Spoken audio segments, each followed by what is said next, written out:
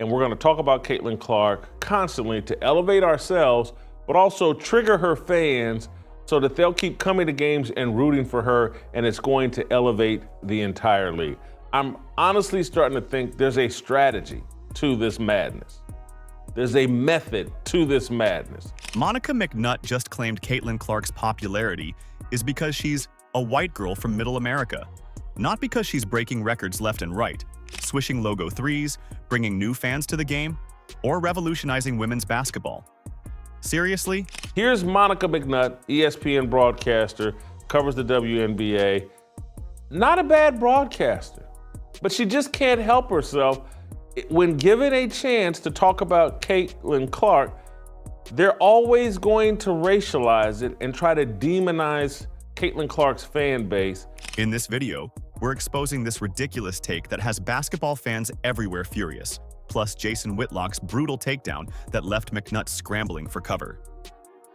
The disrespect toward Clark has reached new heights, and it's time we address what's really happening here. Are you ready? Let's go. Why her? Same thing. Why her? Well, I was just about to say same thing for Angel Reese when I had a chance to cover their games, but I think Caitlin represented, and again, some of this to me probably is not fair to her because it was not anything that she said or was truly based on her personality, but she was a white girl from the middle of America. Did Monica McNutt really just try to reduce the most exciting player in women's basketball to nothing more than her appearance and hometown?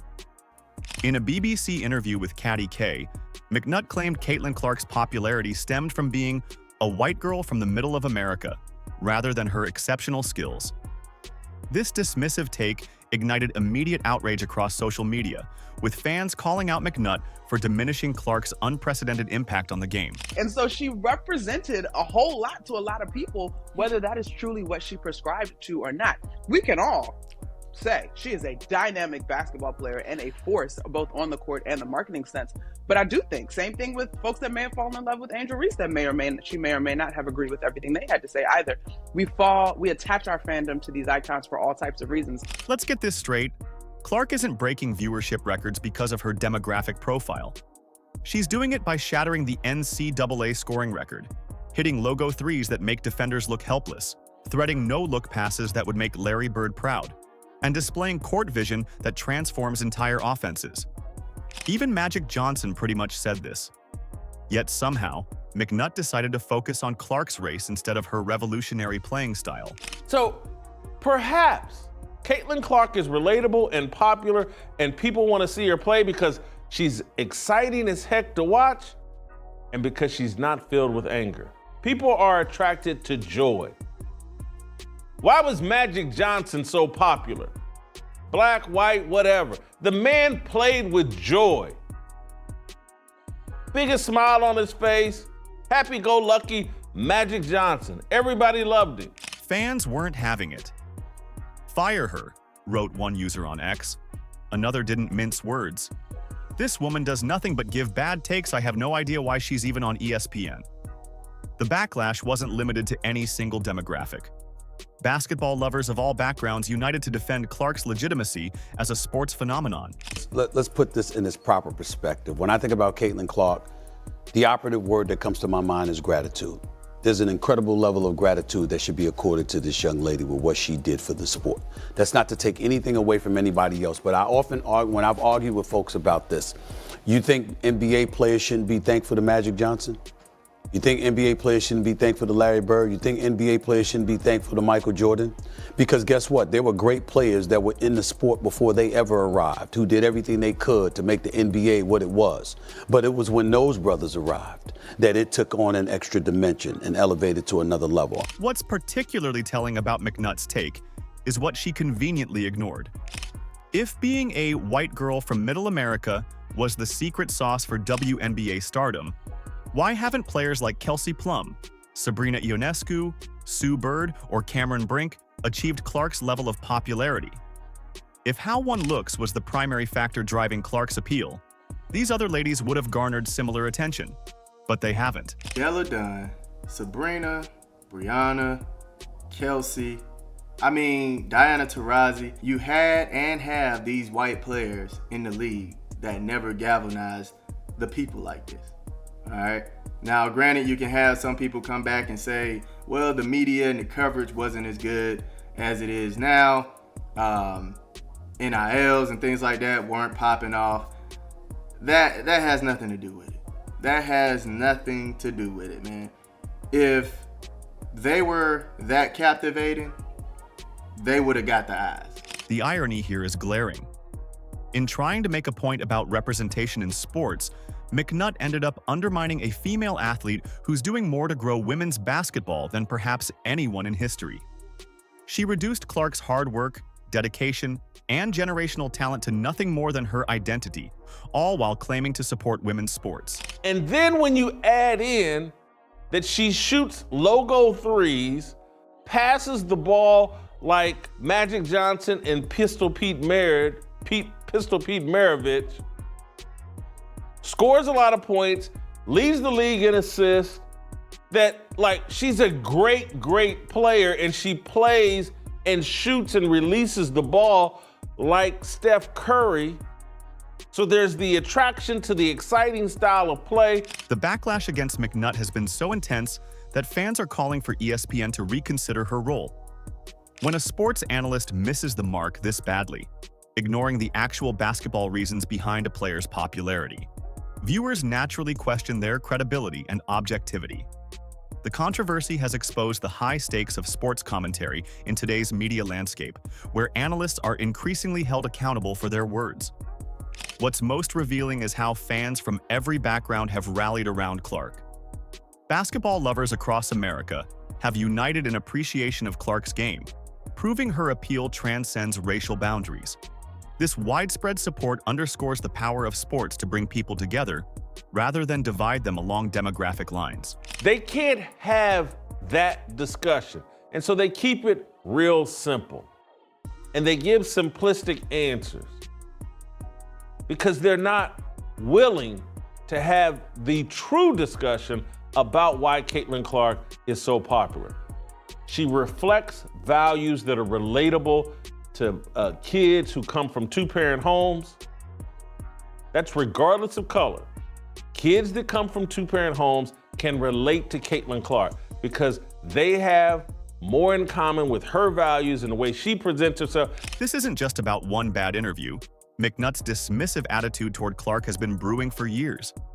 The receipts go back to 2024, when McNutt had the audacity to claim that Clark deserved only 60% of the credit for the Indiana Fever making the playoffs. 60%?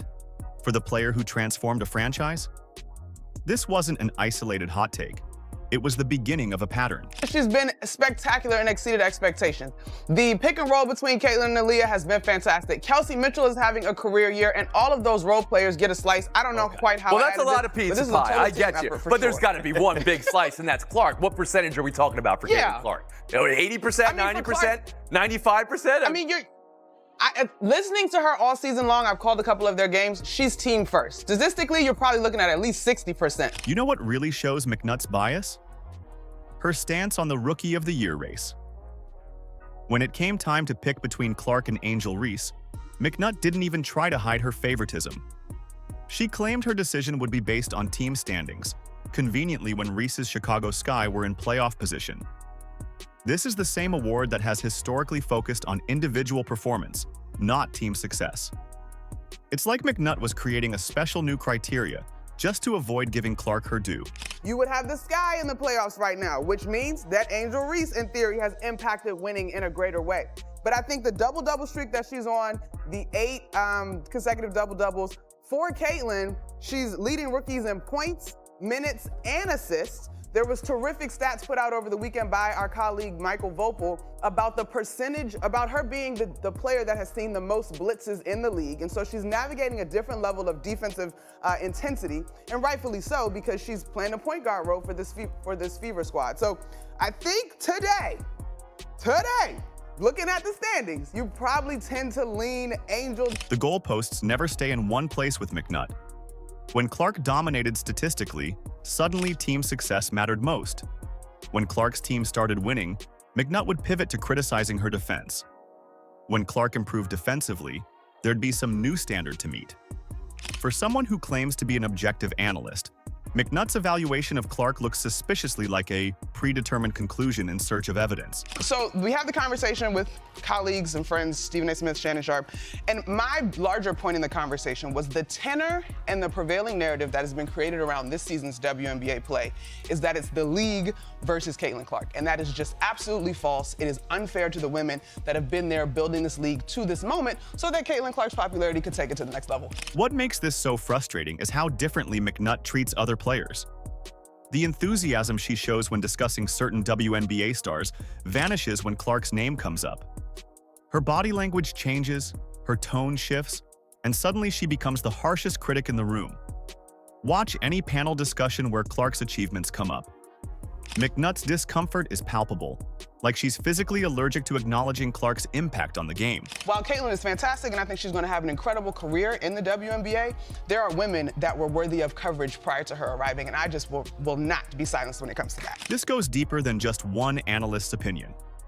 McNutt represents an old guard that feels threatened by Clark's ability to bring new fans to women's basketball.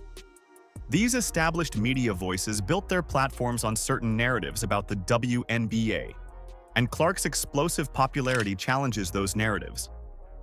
McNutt's resistance isn't about Clark's skills, it's about what Clark represents. A changing of the guard that some in media aren't ready to accept. To me, yeah, jealous, sure. I mean, would you be jealous of somebody that got $28 million a shoe deal or whatever the deal is before you step foot in the pros? The resistance to Clark's meteoric rise was about to face its most direct challenge yet. As the anti-Clark narratives reached fever pitch, Jason Whitlock stepped into the arena with a take so unfiltered it forced everyone to confront what was really happening beneath the surface of the WNBA's marketing strategy. On his show Fearless, Whitlock cut right to what he saw as the heart of the matter. There's that kernel and element of truth that Caitlin Clark and all the little suburban white girls that have hopped on board with the WNBA have hopped on board because Caitlin Clark she resonates with them. While his language was provocative, his point struck a chord with many fans frustrated by what they perceived as an agenda-driven bias against Clark. Whitlock didn't stop there. He positioned Clark as something the league seemed afraid to embrace, a relatable figure who plays with joy rather than attitude. She's not playing with anger. She's not playing with a sense of entitlement, he emphasized, suggesting the Iowa star represented values that connected with audiences who felt alienated by the league's prevailing narratives. She's not playing with anger. She's not playing with a sense of entitlement. And yes, people find that relatable. And Monica McNutt with the liberal white woman here, they're not prepared to have that conversation that there's a demographic filled with anger and entitlement and a victimhood mentality that people, regardless of color, who are not filled with anger, who are not filled with entitlement, who are not filled with a victimhood mentality. The reaction to Whitlock's comments revealed a fascinating divide in how fans perceive the WNBA's marketing approach. Many rallied behind his assessment, with one fan on X stating plainly, "Yes, people find that relatable." Another supporter expanded on this sentiment. "She reflects values that are relatable to kids. That's regardless of color." These responses highlight a crucial disconnect between the league's messaging and a significant portion of potential viewers. They like Caitlin Clark because she's not a victim, because she doesn't seem to be entitled, because she doesn't seem to be angry. And so they find her relatable. I do, and I don't like everything Caitlin Clark does. What makes Whitlock's intervention significant isn't just the controversy it generated, but how it exposed the paradox at the heart of this debate. The WNBA finds itself in the awkward position of simultaneously celebrating Clark's unprecedented ability to attract new viewers while allowing voices like McNutt to undermine the very qualities that make Clark appealing to those new audiences. The uncomfortable truth Whitlock forced into the spotlight is that the league appears caught between two competing visions. One embraces Clark's mass appeal and uses it to grow women's basketball, while the other seems determined to minimize her impact in service of existing power structures and narratives. She's not Angel Reese, who can barely make a layup. She's not Asia Wilson, who is 6'4" or 6'5" and completely unrelatable to most women. You know what percentage of women are 6'4" or 6'5"? It's a tiny, tiny, tiny, infinitesimal percentage. That's not relatable. And what's particularly revealing is how this debate has exposed fissures in the WNBA's marketing strategy. By allowing analysts like McNutt to frame Clark's popularity as merely a function of race, they risk alienating the very audience segments that Clark has successfully brought to the table.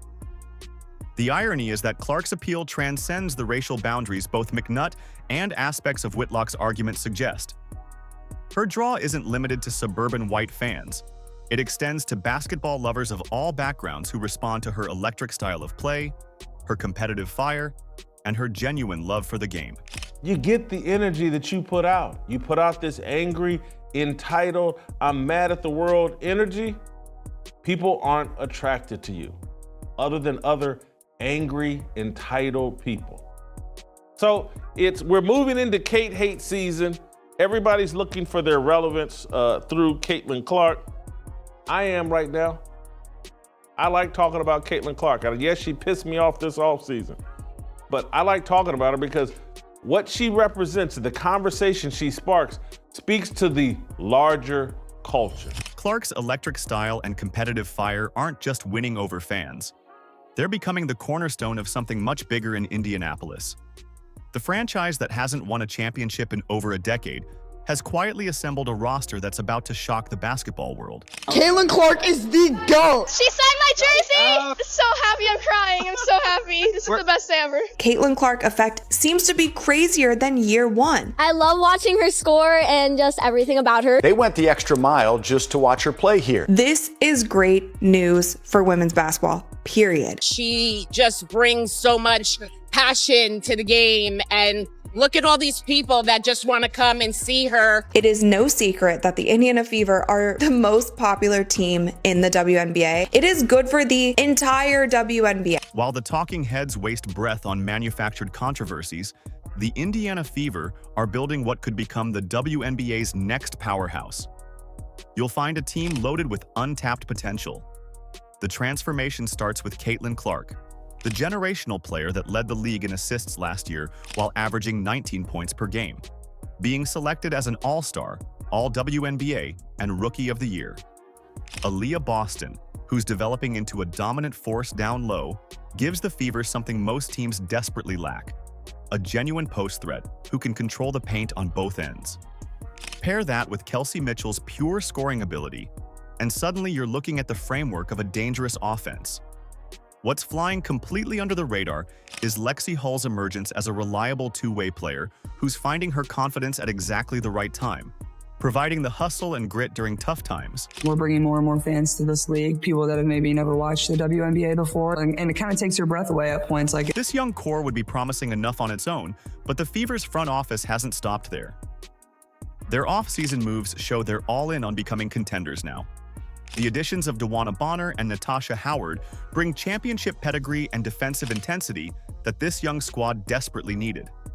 Sophie Cunningham adds shooting depth, while veterans Sydney Colson and Brianna Turner provide the kind of locker room leadership and defensive tenacity that transforms good teams into great ones. Sydney Colson is a two-time WNBA champion, a true vet, an amazing backup point guard. And anytime that CC or any of the guards need to go to the bench, I mean, Sydney Colson always makes the right call, always makes the right decision. So to pick up a vet, a professional like Sydney Colson, and then you also have a vet like DeWanna Bonner, and you also have a vet like Kelsey Mitchell, and then you have CC and Aaliyah Boston and Lexi. And what makes this rebuild special is how perfectly these pieces complement each other.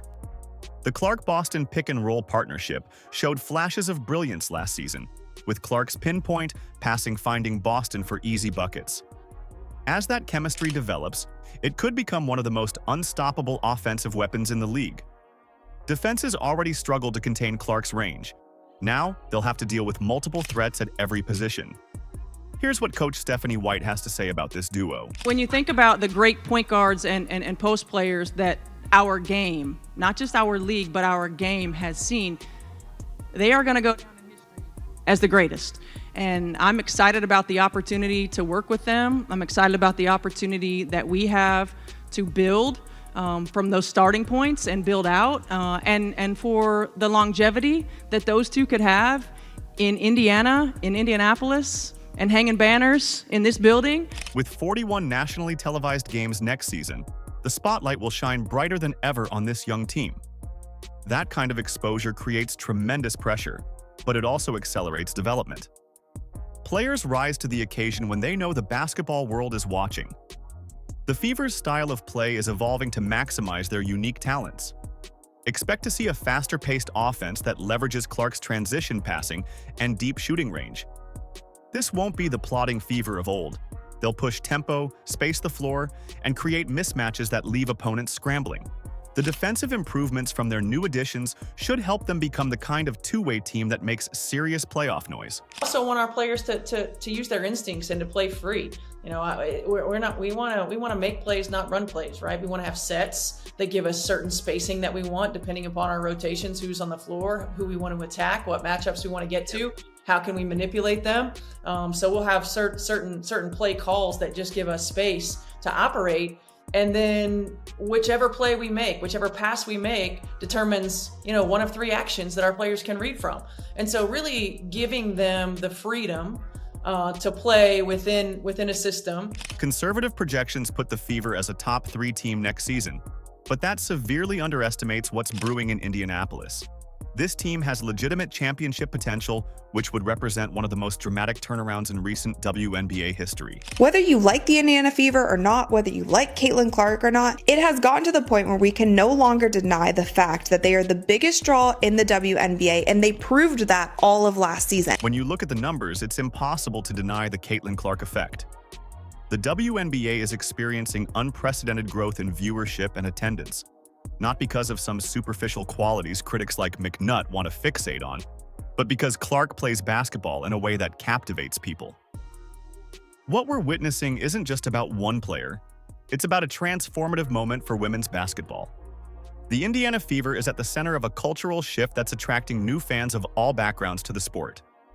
The critics can keep talking.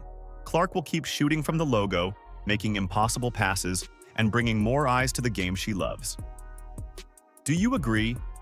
Let us know in the comments how excited you are.